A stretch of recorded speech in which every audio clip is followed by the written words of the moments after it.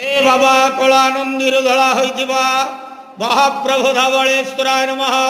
दीपम यदि परम ब्रह्म दीपम यदि जनार्दन दीपाहरत मे पापो पूजा दीप नमस्तुते। बाबा धवलेश्वर महाप्रभु संसार सुखी रखंतु। आज शुभ शनिवार रे समस्त श्रद्धालु भक्त मान को आश्रीपद करंतु। मनस्कामना पूर्ण करंतु। कर्म क्षेत्र उन्नति करंतु।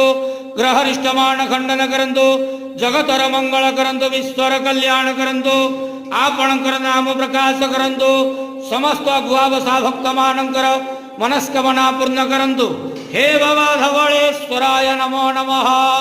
संसार सुखी रखंतु आनंद के वार हरि बोलो। आज शुभ शनिवार रे समस्त श्रद्धालु भक्त मानंकु आश्रीपद करंतु आनंद के वार हरि बोलो।